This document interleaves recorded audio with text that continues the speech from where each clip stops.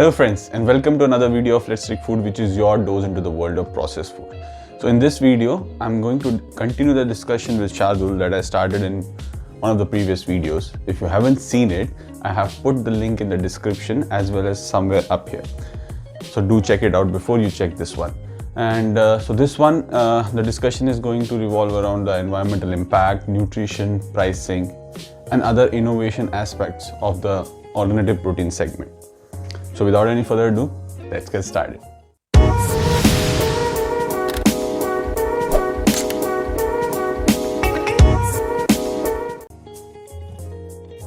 When you were explaining, you mentioned the term experimental impact, and that was somewhere on the lines of what my next question is.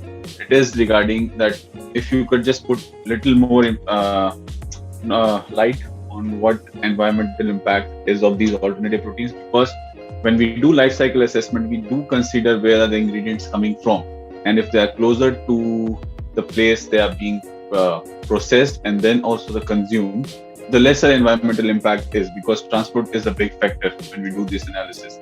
And if I talk about Europe, then specifically here they are not familiar with these pea, soy and other ingredients that are being forced here to consume and are part of these vegan products. So is that the case in India? Because I think we have those ingredients, so that is not a bigger problem for us. Yeah, absolutely. So let me give you some context. So sometimes we do things like green revolution and dairy revolution, right, which are great in the context of our country. But then now we realize it has destroyed soil health. So it's very difficult to understand food systems and value chains inside food systems. Like you rightly said, if you keep making these products from ingredients which are imported or sourced, so there's no point in making these products in India if you're going to keep sourcing from Europe or keep sourcing those protein isolates from the USA, because the LCA or the environmental footprint is going to be horrible. So that's what we understand very, very clearly. And ultimately, every country where this market is going to grow is going to cater like locally produce indigenous crops which are high in proteins. So you know why we use soy so much, or why we use wheat or rice or potatoes so much? We've been brutally optimizing these crops for decades. There are dedicated research centers working on genotypes, phenotypes, increasing their nutritional content. And obviously, we've ignored a lot of other beautiful indigenous crops which are great for soil, great for water tables, and that's the perils of our decisions that we've taken in the past 70 years. But now we are kind of realizing that. So through the use of this sector, what we can do is basically focus on a lot of indigenous crops like millets, pulses, extract proteins from chickpeas and crops which are hardy and local, and then set up protein isolation facilities in India, and ultimately cater to these businesses locally so that the cost of transport, all of them are going to be less. One thing. That's what Europe is going to do for itself. US is going to do for itself. Maybe there's a great opportunity for India to become a global supplier here as well. Not just because we have a lot of biodiversity, we have a lot of protein-rich crops. We can be a global supplier for the Southeast Asian market, for the European market, for the US market. We have to think in those terms to really grow this sector. And like the environmental impact is huge, right? I mean, scientists working for the United Nations and the Food and Agriculture Organization, FAO, have found that raising and killing animals for food is one of the top 2 or 3 most significant contributors to the most serious environmental problems in the world at every scale, from local to global. These findings of the report suggest that it should be a major policy focus for the government, for researchers, for business people, for everybody who cares about land degradation, about climate change, about air pollution, water shortage, water pollution, and also loss of biodiversity. So these are all main concerns which are being solved environmentally by this sector. These scientists conclude that the impact is so significant that it needs to be addressed with urgency. Industrial animal agriculture contributes more to climate change than the direct emissions from the entire transportation sector combined. Like think about the transportation emissions in Delhi, because you're from Delhi, or think about Mumbai. Not just that, think about the entire country, think about the entire world, think about China, think about USA. When you combine all of that, still the impact is more from animal agriculture when it comes to carbon emissions or stuff like that. So we are contributing about 15% of the effect is through directly animal agriculture. And plant-based meat and cultivated meat and fermentation-derived meat, eggs and dairy products are much more efficient and thus far less polluting and far less wasteful. 75% of the agricultural land that we currently use, we are living out of places to live, and these are bigger problems, but we are using 75% of agricultural land to raise and feed livestock, yet only it provides 1/3 of the global protein supply. So So you see how big a problem this is. We have not been efficiently using our land, and we have not been using efficiently our water. And at the same time, it takes like 9 calories to feed a chicken, which produces 1 calorie of meat. This is the fundamental food systems problem, right? The feed conversion ratios.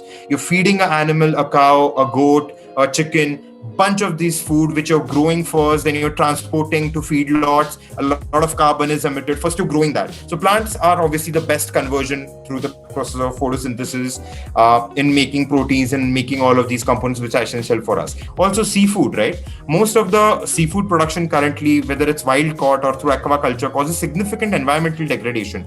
Industrial fishing methods deplete species, pollute and disrupt ecosystem, coral reefs, all of that, and destroy irreplaceable habitats such as coral reefs.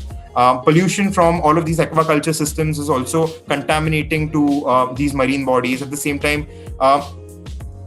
in India specifically, we have a long coastal line, and we have been depleting those. Like, people think there are plenty of fish in the sea. Unfortunately, there are not. So we need to figure out better ways of making the seafood as well.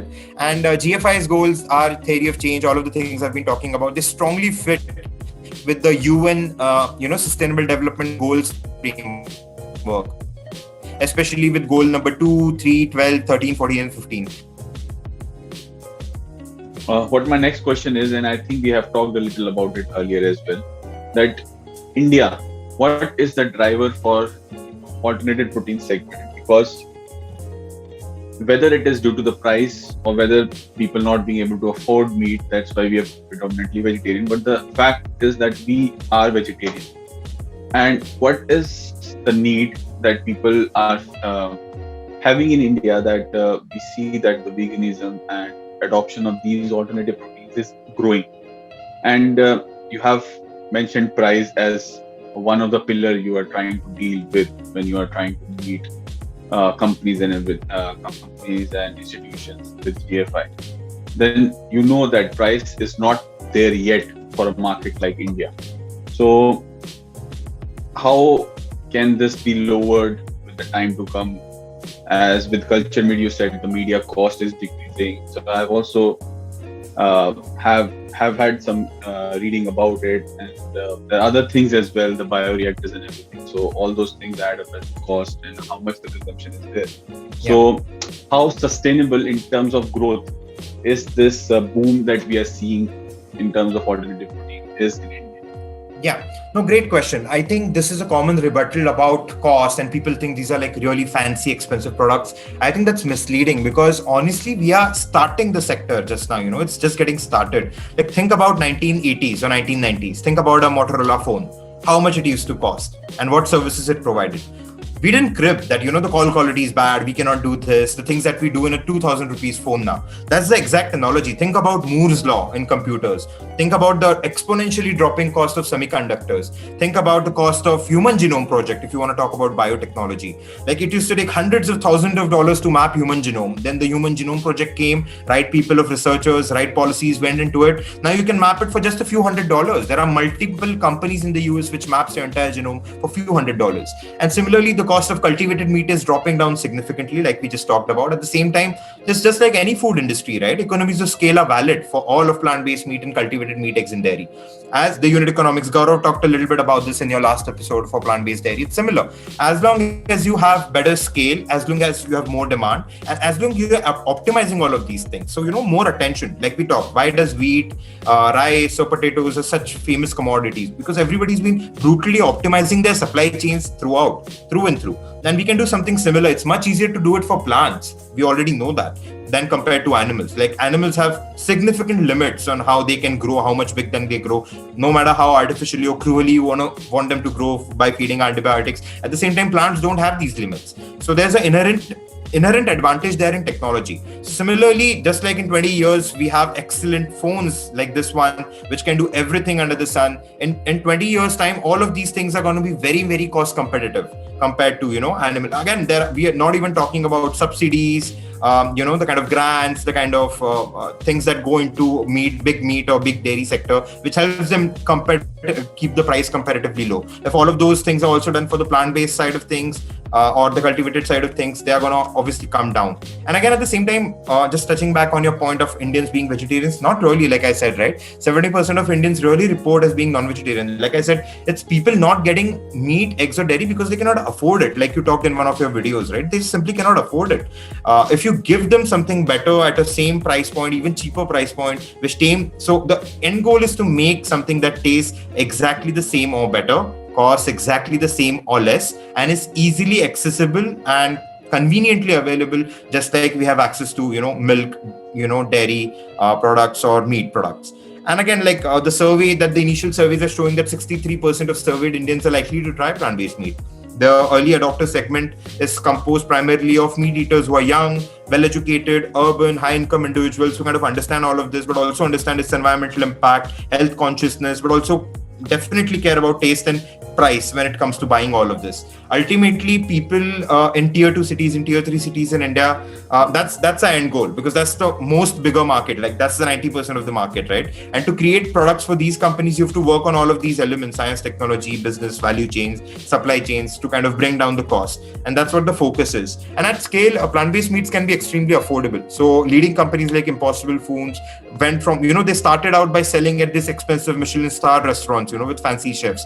But now every fast food affordable retail chain like Burger King, White Castle, McD, etc. are serving these products. And ultimately, the price point is now $5.5, which is close to the average retail price of $5, $5.3 in fact, of a hamburger. So it's there. It's literally there in terms of plant-based. Now, obviously, optimization happened. There's a very fair chance that the cost is going to come down.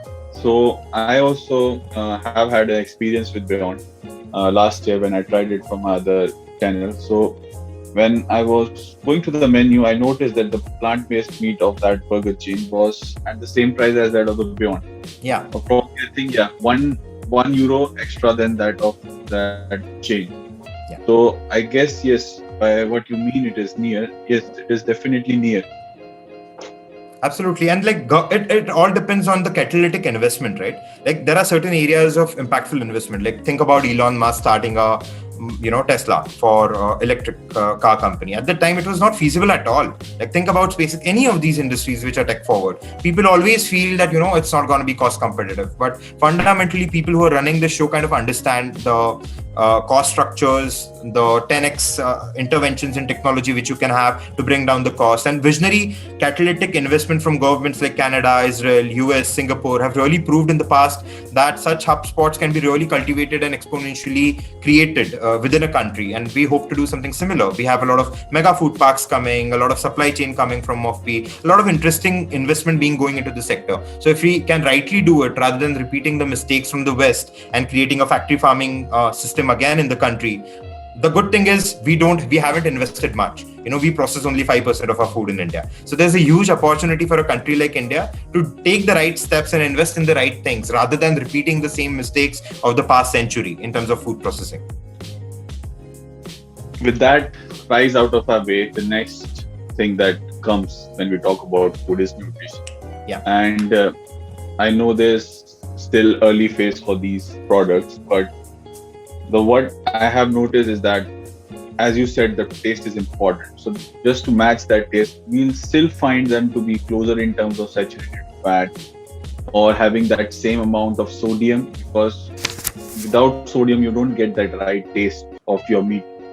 So, and then we know that if we talk about the plant alternative proteins or the plant proteins, they are not as balanced in the amino acid profile as the normal meat or dairy protein is.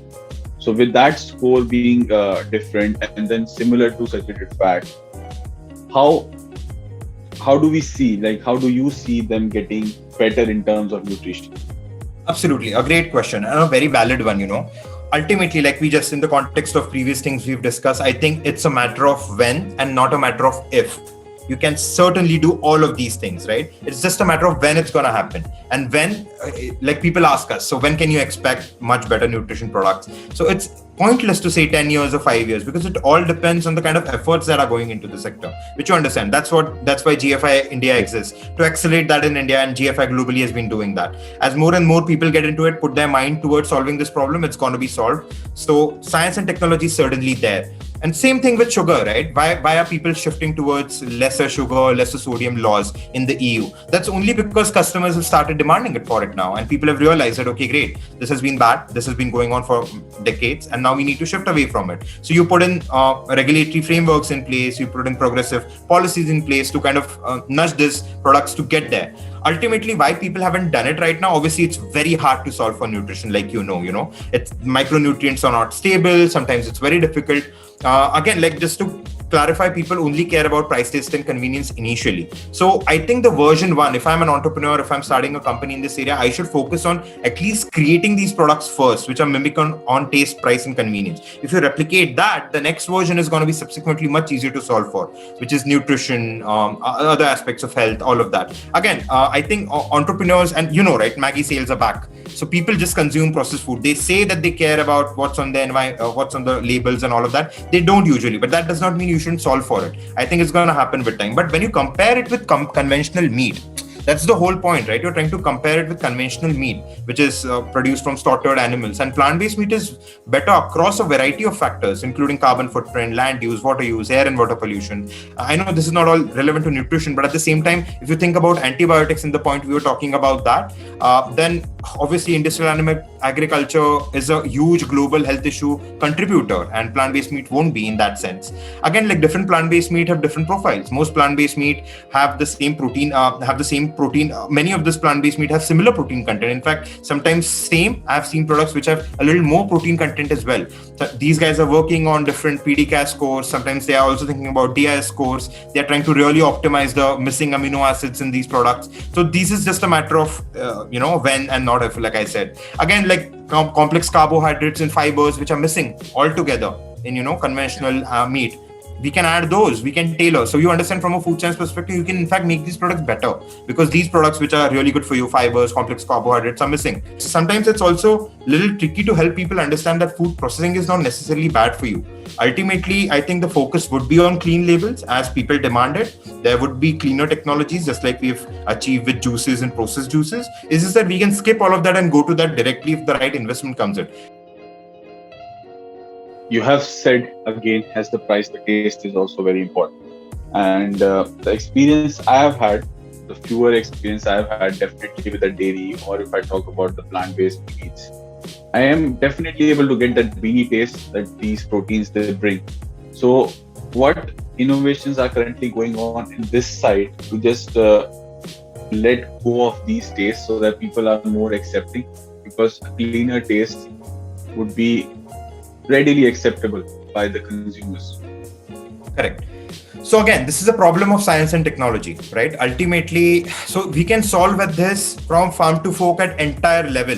How do you store a certain thing? All the way to which crops you're sourcing to make that plant-based meat, and are those crops optimized? You can directly work on the seeds to get higher protein, less aftertaste factors directly through using crop technology, and you can work with selective breeds, selective genotypes, phenotypes, right the way from there, from protein sourcing, which can include crop engineering. It can include genomic trait mapping for optimized crops for this sector. It could mean digital phenotyping. It could mean use of mycoproteins, algal proteins, which are replicating some of these things, which are not having any aftertaste, sometimes seaweeds, and protein characterizations, building databases around that to really figure out how can we use the best proteins that go into making of the sector. Then obviously there's a lot of technology in isolation and functionalization. Like while extracting these proteins, while extracting these components, you can work with inhibitors for flavors. Then again, after these products are formed and proteins are isolated and formulation happens, you can also work a lot on flavoring, on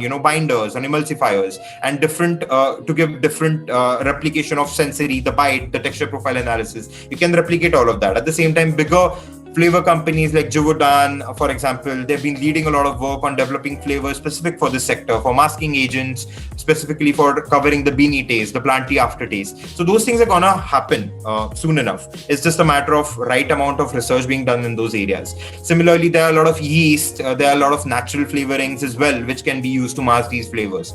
And currently, people are obviously figuring out ways. Obviously, companies like Impossible and Beyond have spent millions and millions of dollars in R&D to achieve what they have achieved. But the good thing is companies now coming up can always take all of that collective knowledge which is being built in the sector and use it and make advances on it. A lot of videos, a lot of feedback say most products like Impossible is really close because in the sense that they have innovated on blood as well. Like people are used to eating the bloody bite, right? And soy roots, root nodules have something called soy hemoglobin, just like we have hemoglobin in animals or our bodies. And you can take that, extract that, put it in your burger. So the good thing is in the last decade, these products have come a huge way, right? From tasting like just soya chunks to all the way, in 10 years to tasting really 80%, 90% there in terms of sensory replication.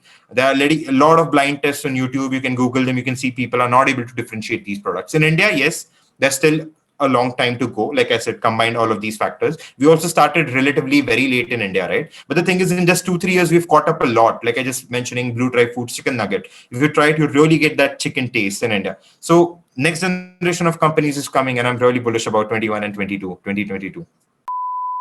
One thing I've got from this conversation with you and this discussion with you is that definitely, if I talk about India, then the alternative proteins is definitely here to stay, and probably we'll have more startups, more FMCGs doing more work and have products which will resemble the alternatives in every sense of the term. So thanks a lot for your time, Shardul, today. And I do think that the viewers who are hesitant or they were looking for information on this alternative proteins or the smart proteins, as GFI calls it, and you have called it, they would find this video informative. And if they do, I'll share your contact so they can get in touch with your team, GFI, and get to see where their entrepreneurship venture can go forward to. So with that, probably I think that's all for today. And everybody who's watching this video as well, I hope you and your family as well. And as I always say, follow the social distancing norms wherever you are. And I know it's tough to do in India, but still, if you try, you can. So that's it for this video. And hopefully I'll come back with another topic and another of my batchmate to use. Okay, thank you. Thank you, Gautam. Thanks for having me. Have a great day.